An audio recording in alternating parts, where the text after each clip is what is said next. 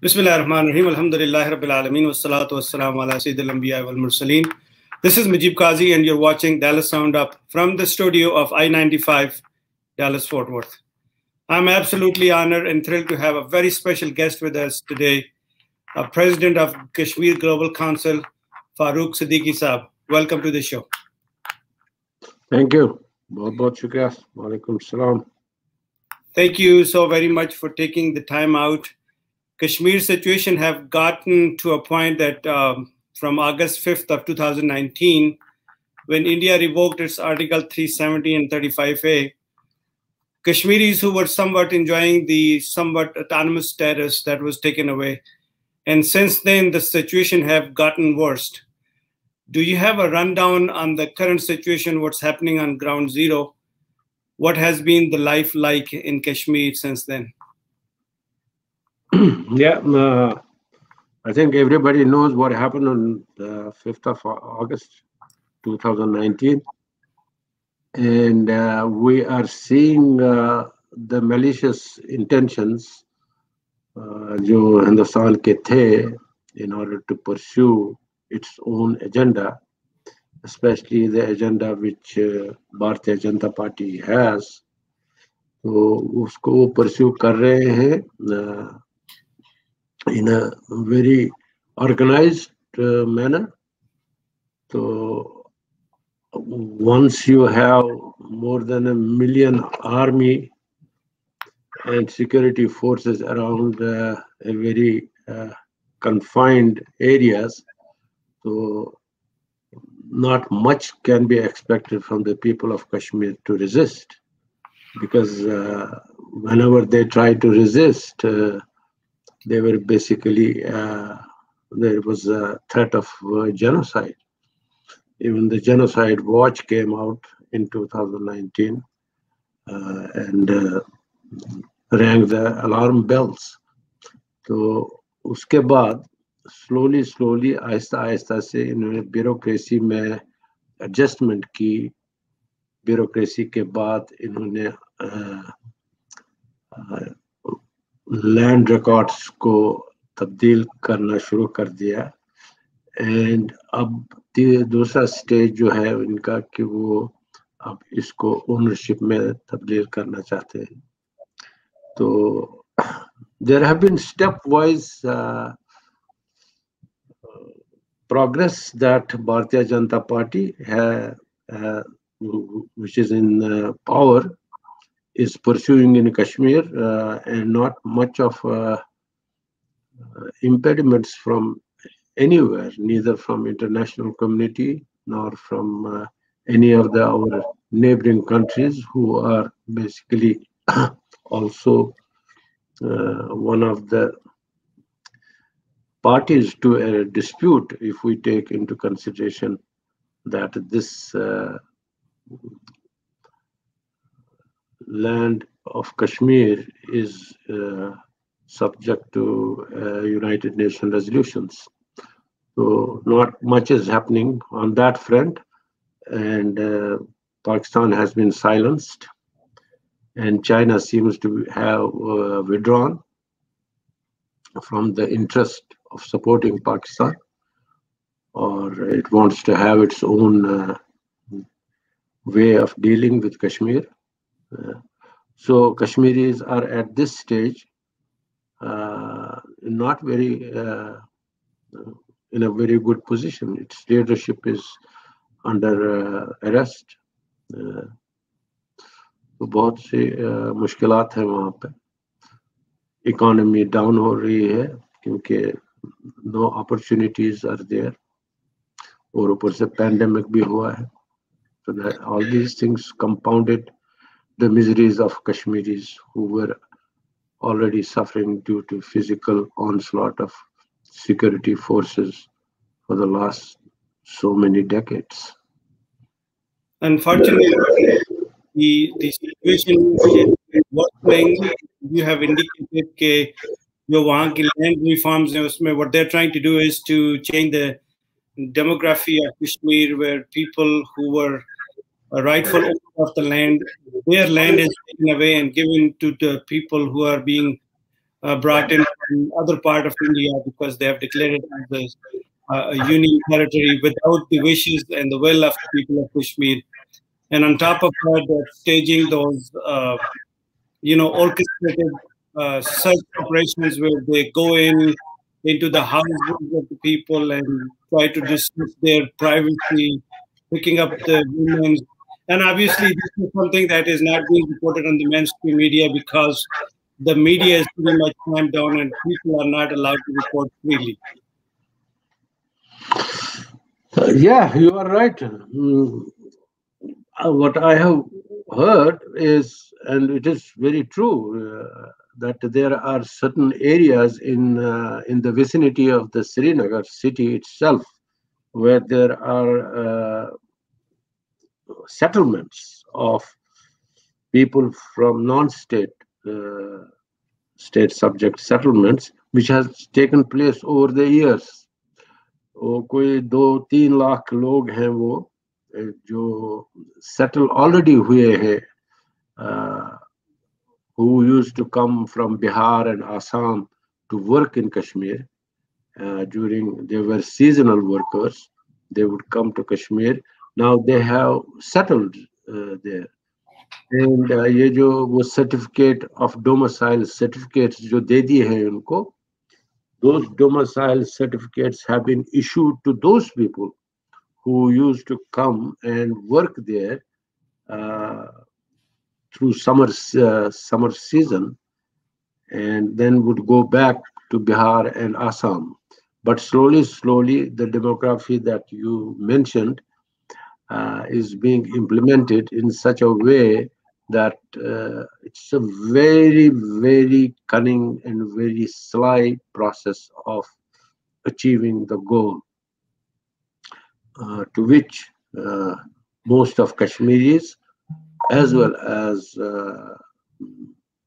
people in diaspora and in Pakistan, are very much oblivious what is happening.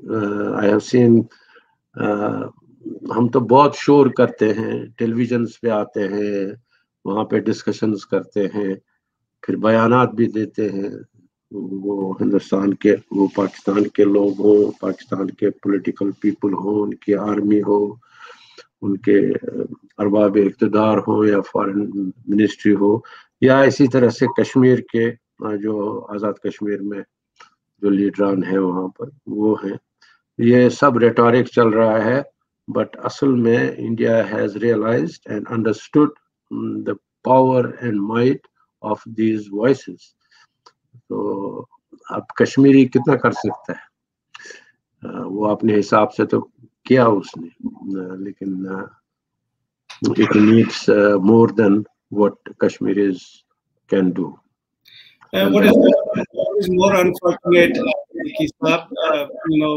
when the Article 370 was revoked, primarily the world was told that we will bring in a lot of prosperity in the region, international investment will come in, people will get employment, and the area will flourish and whatnot.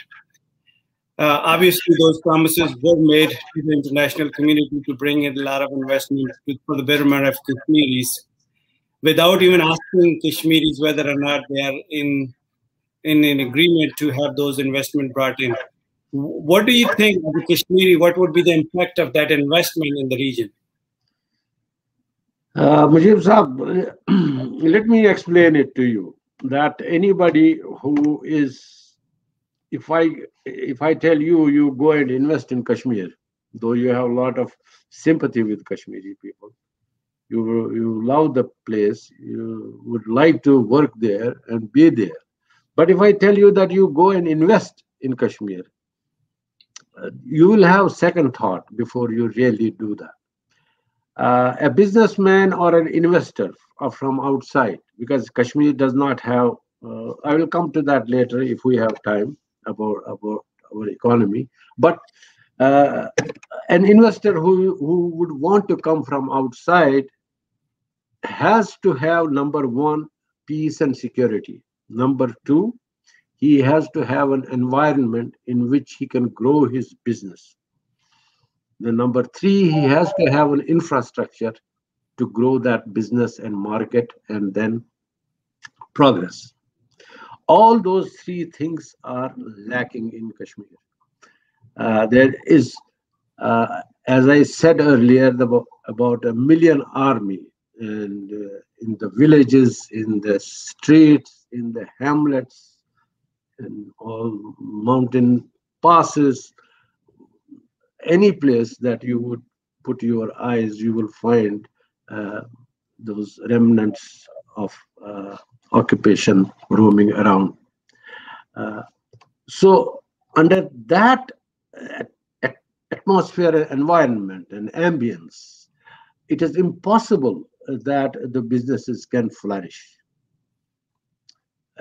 कोई business man जो invest करना चाहेगा in Kashmir would want to have first see that politically this place is stable.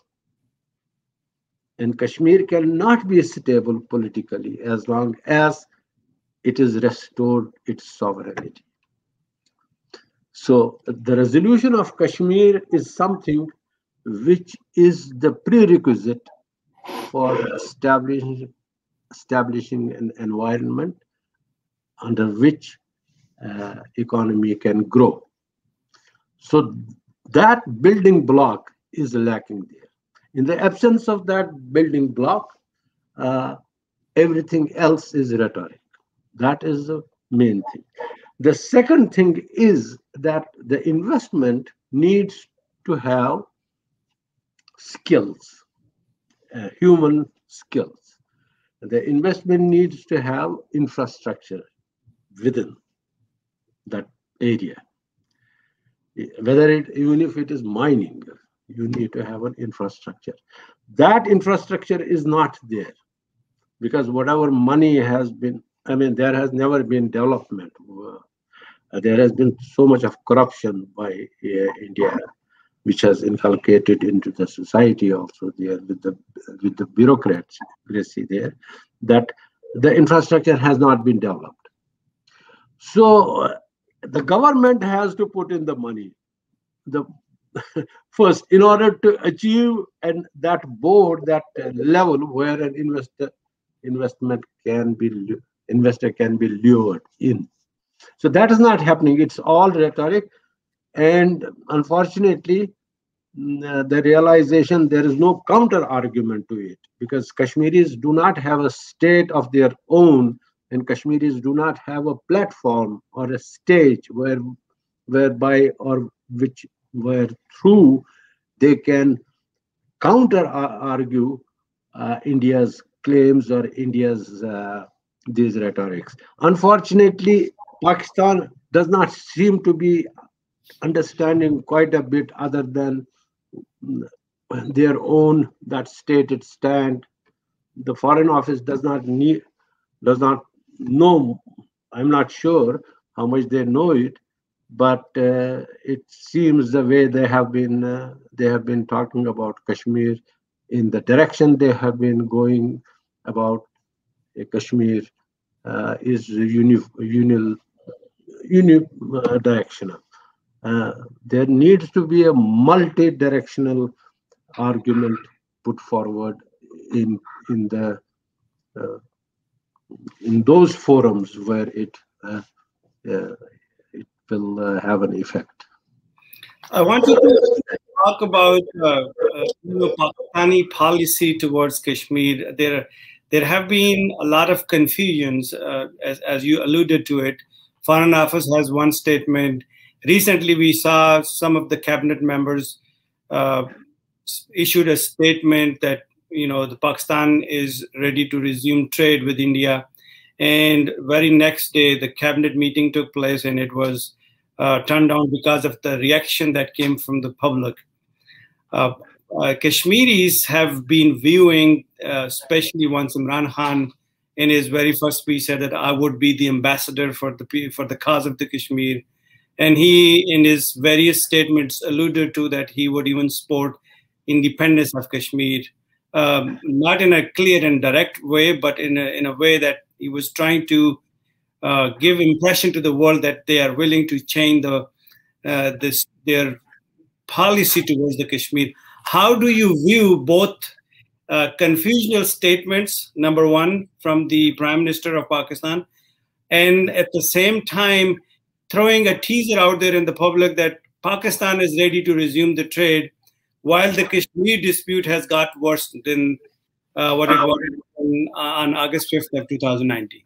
You can expect anything. You can expect anything from any Prime Minister of Pakistan, irrespective whether it is Imran Khan, Nawaz Sharif, or it is President Musharraf, or whosoever is in the helm of affairs. At what time and when? You can expect anything. You can expect war from them. You can expect a handful of what do you call friendship, and you can expect anything. Pakistan has not been seriously, it has not developed its institutionalized policy towards Kashmir. It has been always a tentative policy. And the reason for that is that in Pakistan, there are two states working in tandem. And one state is the state which is a political state, and the other one is which is run by the army, the military state. So I don't think that when these two states continue to work and move, even if they are in tandem, but at some stages they have the conflicting opinions about various foreign policies. It's an unfortunate thing, or I don't know, maybe fortunate for Pakistanis. I'm not a Pakistani, but I will leave it for the Pakistani citizen to understand whether it is the correct way of governing a country in which there is a state within the state. And probably a time has come for Pakistan now to rethink its ways of governing its own country, because an impression goes out in the world that if you have to deal with Pakistan, then you should deal with army, because army is the strongest institution there. It will be the institution that can implement, it can honor an international agreement. That is why you see the political leadership, irrespective whether it is Imran Khan or anybody else, is not given that much of credence by the international community. And even if they have to go into an agreement with Pakistan, they would definitely pay a visit to GHQ first, rather than go to Prime Minister's office. So that is, I will leave it for the Pakistani people to think about it. So, as Kashmir, how do you see what is the ultimate solution of Kashmir, if that is the case? I mean, obviously, India has declared it as a union territory. Pakistan doesn't seem to be serious, because Pakistan, as of today, does not have a stated policy about Kashmir, as you alluded to it. So, what do Kashmiri expect from Pakistan, or how Kashmiris can find a resolve to the Kashmir dispute? You see, we are, I as a Kashmiri and also as Kashmir Global Council, our point of view is that Kashmir is a nation, which India understands it. India knows it. You cannot write it off as a nation. One, India is in Kashmir only because there is, as I said, so many hundreds of thousands of army. If you remove that army, India has lost Kashmir. You understand? So India knows it. And in the history of nations, of centuries historically, you cannot continue to occupy a nation forever unless you don't win it over their minds and thoughts. That is impossible for India to do. And that is impossible for Pakistan to do. Kashmir is an older nation than Pakistan itself. Pakistan emerged about 70 years back. India, if has its own historical background as a combination of different states and ethnical backgrounds. Kashmir has been a nation for 5,000 years. You cannot write it off.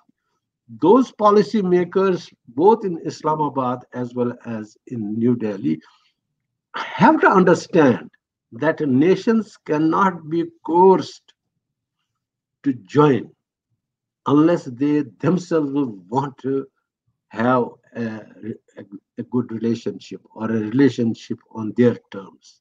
So this thought, this understanding needs to come with Indians and Pakistanis both, and let Kashmiris decide themselves, given the geopolitical, given the geo-economical status that it has or stature it has, decide its future. But the first and foremost thing after 370 article, as you yourself know, you were present in that conference where it was unanimously decided that Article 370, by lifting Article 370 and 35A, India basically has legally withdrawn from Kashmir, and what it remains there as is a complete naked occupier with no legal sanctity. It has no legal sanctity. It has only army there, and if the army is not there, we are an independent country there. So that needs to come. It needs to dawn with the Indian and Pakistani policymakers that Kashmir cannot be coerced into their domain.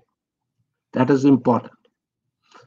So what I think you say from your analysis that Kashmiris basically have to hold the baton of freedom of Kashmir in their own hands.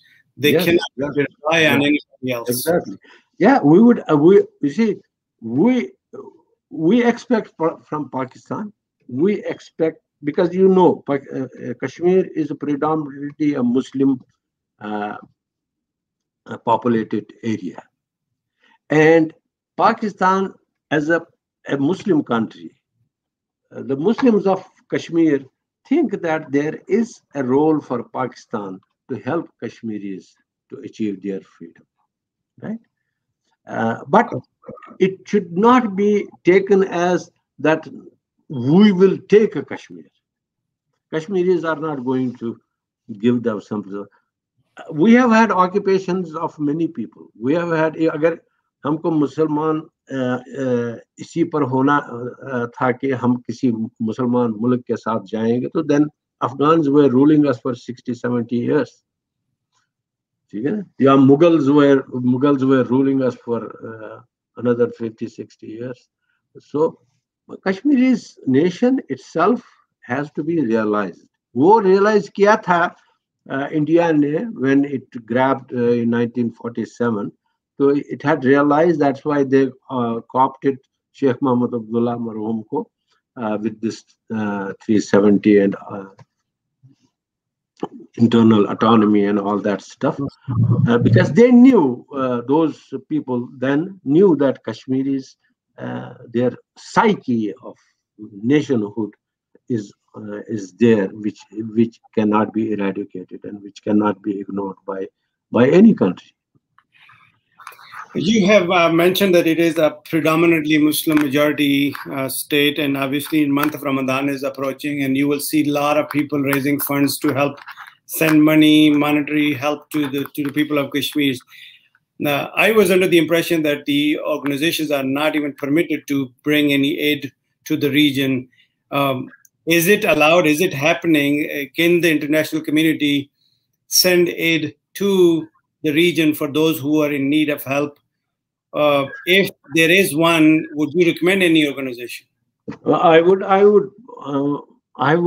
appeal those people who would want to help Kashmir monetarily, not to send money to Kashmir.